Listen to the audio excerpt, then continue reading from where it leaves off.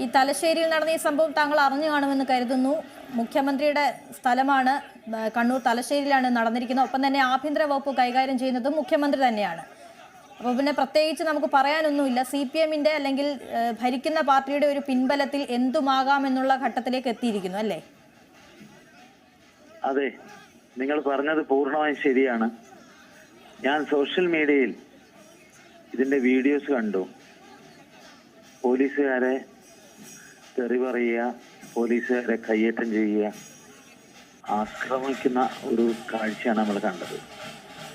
മാത്രമല്ല, പരിപാവനമായ ക്ഷേത്ര മുറ്റത്ത് CPM-ന് വേണ്ടി മുദ്രാവാക്യം വിളിച്ചുകൊണ്ടാണ് ഈ ക്രിമിനലുകൾ ഈ ഏക്കൂത്തുകളെല്ലാം സംഘടിപ്പിച്ചിട്ടുള്ളത്.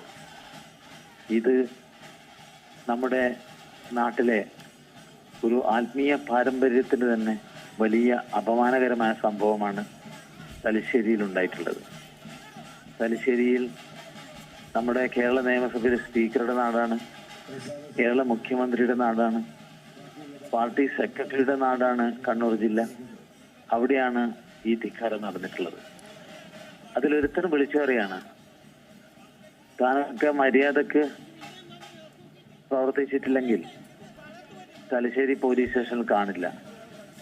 ഇങ്ങനെ പറയാൻ ഈ CPM പ്രവർത്തകർക്ക് ധൈര്യം നൽകുന്നത് പിണറായി വിജയന്റെ ആഭ്യന്തര വകുപ്പാണ്. പിണറായി വിജയനും കൂട്ടരും ഇപ്പോൾ കേരളത്തിൽ ചെയ്യുന്നത് ക്ഷേത്രങ്ങളൊക്കെ അവരുടെ വരുതിയിലാക്കുക എന്നുള്ളതാണ്.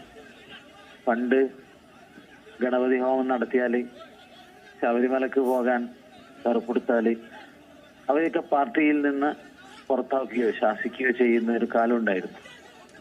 ഇന്ന് അവർക്ക് മനസ്സിലായി, അങ്ങനെ പ്രവർത്തിച്ചാൽ പോയിനം മാഷ് വൈരുദ്ധ്യാത്മിക ബോധിവാദം പഠിപ്പിച്ചാൽ ഈ പാർട്ടിയിൽ ആളെ കിട്ടില്ല എന്ന് മനസ്സിലായി. അപ്പോഴാണ് ഇവർ ക്ഷേത്ര ഭരണത്തിലൊക്കെ ഇടപെടാനും അതുമായി സഹകരിക്കാനും തുടങ്ങിയത്. അപ്പൊ സഹകരിച്ചുകൊണ്ടിരിക്കുന്ന സന്ദർഭത്തിലാണ് ഇത്തരം സംഭവങ്ങൾ കാണുന്നത്. ഇത് ഒറ്റപ്പെട്ടതല്ല. തലശ്ശേരി, കണ്ണൂർ ഭാഗത്ത് പല ക്ഷേത്രങ്ങളിലും ഉത്സവത്തോടനുബന്ധിച്ച് അടിയും, ചില ഉത്സവപ്പറമ്പിൽ കൊലപാതകം പോലും നടന്നിട്ടുണ്ട്. ഇത് വളരെ ഖേദകരമാണ്.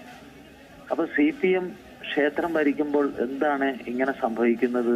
അല്ലെങ്കിൽ അവർ ഈ ക്ഷേത്ര ദൈവികമായ കാര്യത്തിൽ ഇടപെടുമ്പോൾ എന്തുകൊണ്ടാണ് ഇത്തരം സംഭവങ്ങൾ ഉണ്ടാകുന്നത് വെച്ചാൽ, ഈ കുട്ടികളെ പാർട്ടി ക്ലാസ്സിൽ നിരീശ്വരവാദികളാക്കി ദൈവ നിന്ന് പഠിപ്പിച്ചിട്ടാണ് ഇവർ വളർത്തിക്കൊണ്ടിരുന്നത്. അതിന്റെ ഭാഗമാണ് ഈ സംഭവങ്ങൾ ഉണ്ടാകുന്നത്.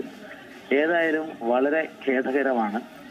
പോലീസിനെ നിർവീര്യമാക്കുന്ന സംഭവങ്ങളാണ് തലശ്ശേരിയിൽ ഉണ്ടായിട്ടുള്ളത്. അതുകൊണ്ട് ഇതിനെതിരെ എല്ലാ വിശ്വാസികളും, ജനാധിപത്യ വിശ്വാസികളും പ്രതികരിക്കണം, പ്രതിഷേധിക്കണം. ഇവരെ എതിരെ ശക്തമായ നടപടിയെടുക്കാൻ ഉന്നത പോലീസ് ഉദ്യോഗസ്ഥന്മാർ തയ്യാറാവണം. ഇത് സംബന്ധിച്ച് മുഖ്യമന്ത്രി പിണറായി വിജയൻ തന്നെ പ്രതികരിക്കേണ്ടതുണ്ട്. CPM-ന്റെ ഉന്നത നേതാക്കൾ ഇത് സംബന്ധിച്ച് പ്രതികരിക്കേണ്ടതുണ്ട്. വളരെ വളരെ വേദനാജനകമായ സംഭവങ്ങളാണ് തലശ്ശേരിയിൽ നിന്ന് നമ്മൾ കേട്ടത്, കണ്ടത്. താങ്കൾ നേരത്തെ സൂചിപ്പിച്ചതുപോലെ തന്നെ ഇത്തരത്തിൽ ഒരു പോലീസിനെ പോലും ഭീഷണിപ്പെടുത്തുന്ന അല്ലെങ്കിൽ ഇത്തരത്തിൽ കാര്യങ്ങൾ ചെയ്യണമെങ്കിൽ ഉറപ്പായും മുഖ്യമന്ത്രിയുടെ ഒരു വലിയ പിന്തുണ തന്നെ CPM പ്രവർത്തകർക്കുണ്ടെന്നുള്ള കാര്യം ഉറപ്പല്ലേ? നിങ്ങൾ മനസ്സിലാക്കേണ്ടത്, ഈ കണ്ണൂർ ജില്ലയിലെ CPM-ന്റെ സെക്രട്ടറി MV ജയരാജന്റെ അവസ്ഥ എന്താണ്? പോലീസ് സ്റ്റേഷനിൽ കയറി പ്രതികളെ പിടിച്ചുകൊണ്ടുപോവുക, ഇറക്കിക്കൊണ്ടുപോവുക, ഇതൊക്കെയാണ് MV ജയരാജനൊക്കെ പലതവണ ഇവിടെ കാണിച്ചിട്ടുള്ളത്. അത് തന്നെ അദ്ദേഹത്തിന്റെ അനുയായികളും കാണിക്കുന്നു.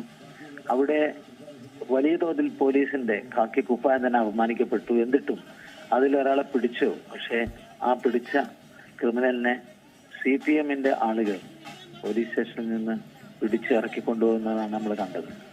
ഇതൊക്കെ ഇവർക്ക് ചെയ്യാൻ ധൈര്യം നൽകുന്നത് ഇവിടെ പിണറായി വിജയൻ ഇത്തരം എല്ലാ തമ്മാടിത്തത്തെയും പ്രോത്സാഹിപ്പിക്കുന്നത് കൊണ്ടാണ്.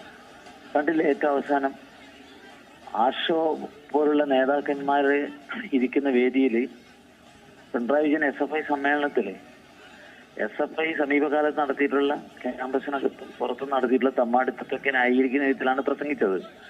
അപ്പം ഇവിടെ മോഹൻദായൻ തന്നെ വളഞ്ഞിരിക്കുകയാണ്. അപ്പൊ സ്വാഭാവികമായി അനുയായികൾ ഇങ്ങനെയൊക്കെ ആവും എന്നുള്ള കാര്യത്തിൽ യാതൊരു തർക്കവുമില്ല. ഏതായാലും ഇവരുടെ ഈ തമ്മാടിത്തം ക്ഷേത്രമുറ്റത്ത് പാടില്ലായിരുന്നു.